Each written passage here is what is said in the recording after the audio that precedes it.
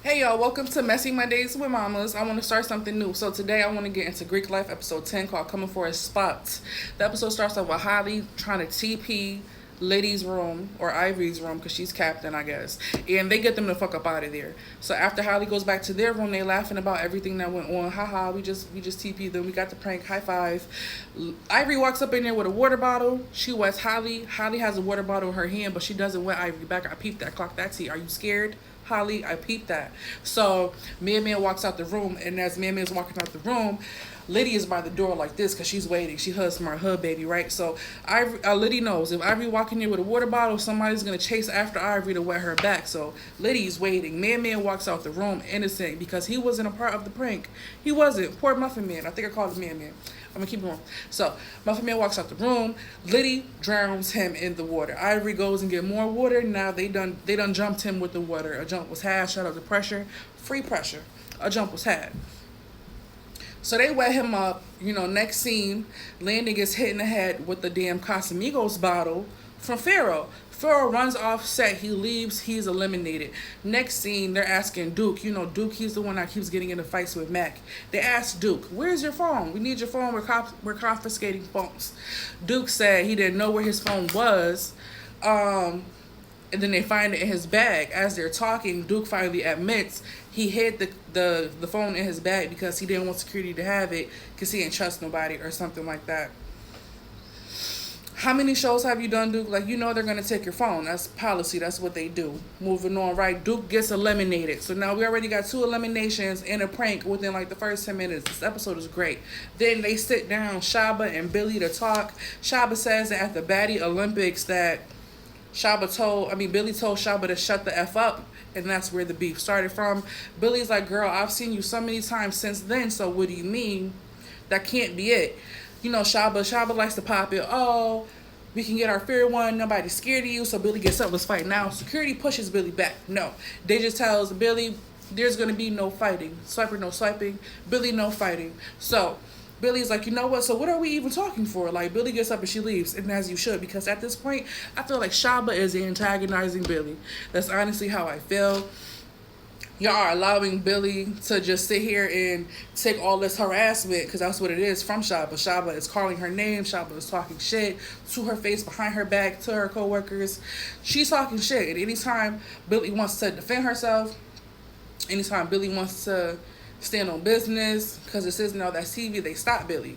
So now Billy just has to take all of this hate, all the reads, all the whatever from Shaba, and she's just not allowed to do anything. Why? Because she's gonna win the fight. Don't start with me. If you're gonna pop it, expect to get popped, and that's on Who My Mama. Next. So now after Pharaoh goes home and Duke goes home, they have Billy and Shaba talk, and then they have Maul and Pootie talk, because Maul and Pootie been getting into it for a while. So Pootie explains to Maul, I already knew me and you was gonna get into it, because when we got here, Landon told me Maul didn't like me. And then he said when they were talking in the room with Rose and Holly, Maul said, can't no man in here fuck with me, or something like that. So now Pootie looks around, he's the only man in here. He feels like he has to defend Rose, because Rose is like a sister to him, because they did a show together and they got close on the show. So now Maul is like, I don't give a F about this B. Like, he's talking about Rose. Called her out her name to Pootie. After I just explained to you that this girl is like a sister to me, you're going to call her a B word? So I can see it's stirring and mustering up in Pootie. Pootie wants to pop, but he can't, because it's supposed to be dialogue. It's supposed to be dialogue. So Pootie gets mad. He starts throwing trash cans, stuff like that. The big dude, what's his name? Sway, Kilo. Kilo gets in his face. Hey, you're going to have to get the F out of here if you think you're going to fuck anything else up in this house. Next thing I know, Pootie got some gloves on and he's cleaning up the mess he made. Shout out to Solo. Playboy Solo helps him clean that mess up. You're a real friend. Next. Because Maul said he didn't want to do round 2 of Pootie, Pootie gets upset and he calls Maul's son racial slurs. He tells Maul's son to unalive himself. He says that he wants Maul's son to like endure some sort of like sexual assault. It gets really disrespectful, and he told Maul to come fight about it.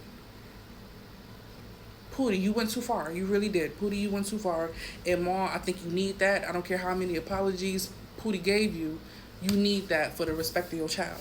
So, moving on. So now next, so-called Barbie and Sahana are having a conversation about white people saying the N-word. Sahana is completely against it, but so-called Barbie says that the black community don't defend her as a trans woman, so she's not going to defend the N-word if a white person wants to say it.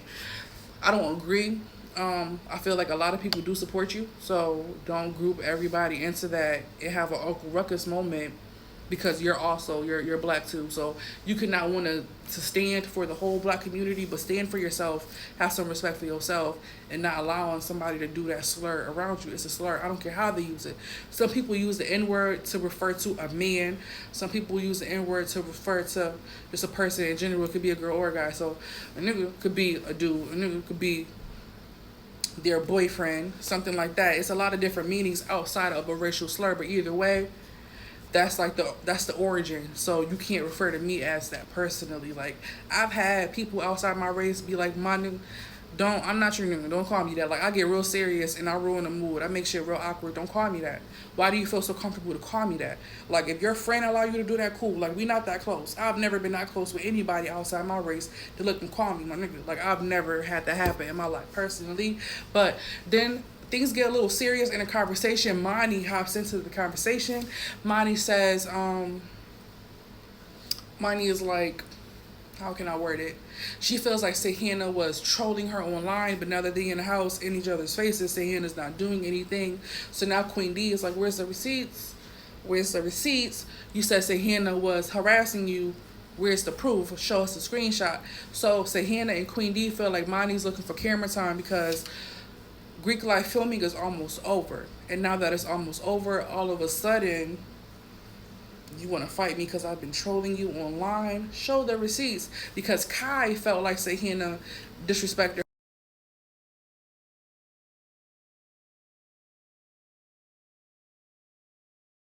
When Kai felt like there was an issue with Sahana trolling her online in the comments, Kai got on that immediately, like the first episode. So why are you waiting until 10 episodes later, Monty, to get your issue?